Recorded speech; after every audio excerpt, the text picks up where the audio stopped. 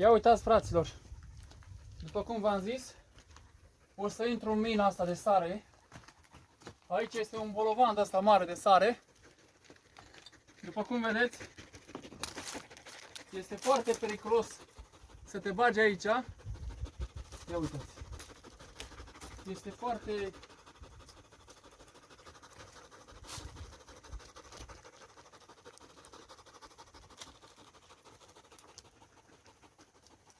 Este foarte periculos și bineînțeles aici sus, la acest bolovan, se poate surpa în orice moment. În orice moment se poate surpa și bineînțeles aici este un bolovan foarte mare de sare. Este mina de sare de aici, de la Comuna Chiușdeancă. Și bineînțeles la această mină, la această acțiune, avem dita mai bolovanul de sare. Ia uitați, un bolovan foarte imens. Aici în spate este o groapă foarte mai mare, pe spate aici. Și bineînțeles, aici, după cum se vede foarte bine, în gaura asta, se poate vedea cu ochiul liber că este gaura foarte adâncă. Ia, haideți să iau camera, pleacă de acolo. Ia uitați. Hai să vă arăt cum e gaura acolo jos. Să vedeți. Uitați și aici. Ia uitați. Jos acolo, cum se vede. Cum se vede saramul acolo jos. Ați văzut? Haideți să vă arăt. Că... Na. Nu poți să te duci acolo jos, că e prea periculos. Dar uite cum se vede. Ia uitați. Are o adâncime extremă.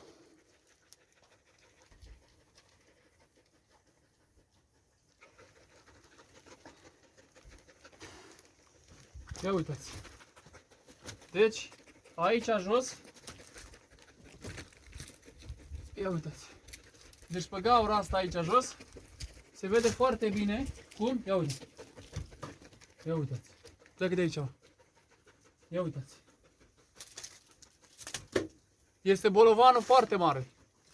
Bolovanul este foarte mare și bineînțeles ăsta poate să aibă o lungime foarte extremă.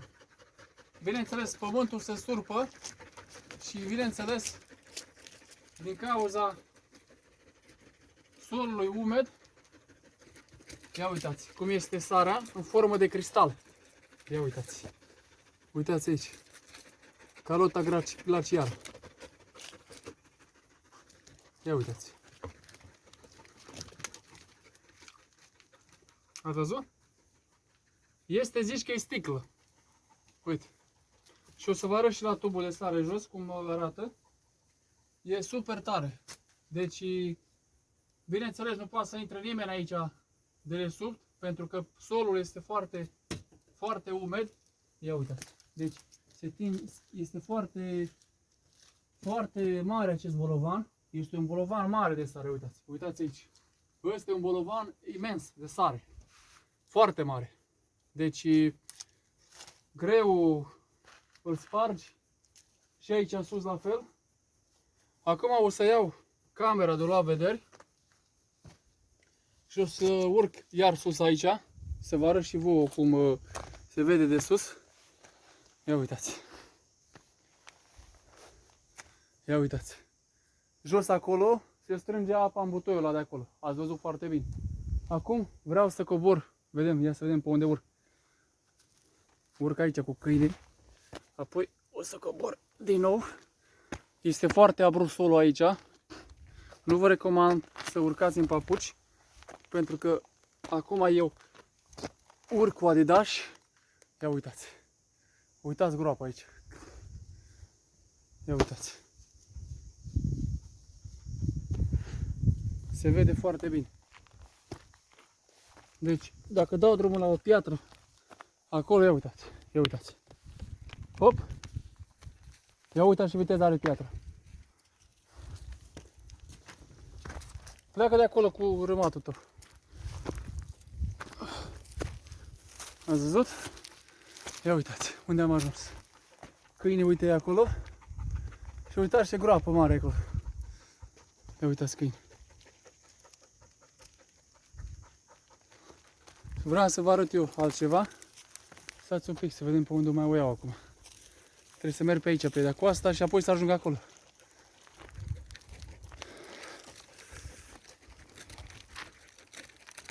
Hop!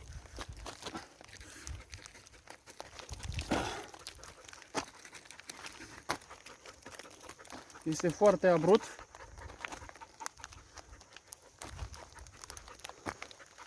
Nici câinii nu poate să meargă pe aici, decât americanul. Uite băiați, dă un pup, dă un pup, dă un pup, dă un pup, dă un pup. Hai, de unde te faci? Fugi. Rămâi pe loc. Ați văzut? Este foarte abrupt și bineînțeles pământul se poate surpa în orice moment. În orice moment se poate surpa și bineînțeles, hop, ați văzut? Este un pământ ca o argilă. Ia uitați cum se spurge. Ia uitați. Vreau să vă arăt eu că mai este aici o mini groapă. Unde este în zona asta aici. Și aici mai este un bulgăre mare. Așa, uite aici. Uitați aici. Aici jos mai este un bulgăre. Uitați-l aici. Ați văzut? Bulgăre mare. A, uite mai și acolo încă o calotă mică. Avem 6 minute. Și undeva sus aici la pădure se strângea tot așa. Se strângea apa. Uitați, dau drumul la o piatră de aici să vedeți cum se duce piatra la vale de aici. Ia uitați. Ați văzut? Ia uite. Ia uitați. Ia. Ați văzut? S-a dus la vale. Direct. Hop! Panda! Ia-l! Ia uitați, și aici e o mini piatră mare cu sare. Dar acum o să merg acolo jos. Să vă arăt. Uite, exact acolo, să vă arăt butoi cu saramură, plin. După cum v-am arătat, am ajuns la butoiul acesta cu sare. Ia uitați, foarte frumos, impresionant. Și bineînțeles, avem sare aici 100%. Ia uitați. 100% sare și minerale care... Pleacă de acolo, pleacă de acolo. Zăt. Ia uitați. Sare albă. Ia uitați ce este aici. Sare albă, frumos. Și bineînțeles, este ceva fenomenal. Saramura este foarte albicioasă. Și uitați-vă aici. Asta e saramura care eu v-am arătat-o. Și bineînțeles, v-am arătat că am ajuns la sare. Și bineînțeles, câinii nu poate să bea această saramură oricum. Nici de cum. Pentru că lor le trebuie apă potabilă. Și bineînțeles, aici se termină filmarea. Și vreau să vă arăt că uitați cum curge sare. Dacă vin cu un grataj foarte bun, eu pot să scot de aici sare. Ia uitați. Uitați. Bulgări care s-a închegat aici. Pleacă de aici. Ia uitați. Ia uitați. Se vede foarte bine, vedeți? Ia uitați. Bulgări de sare, ia uitați. Uite. Uite. Ați văzut? Marcel! Ne auzim.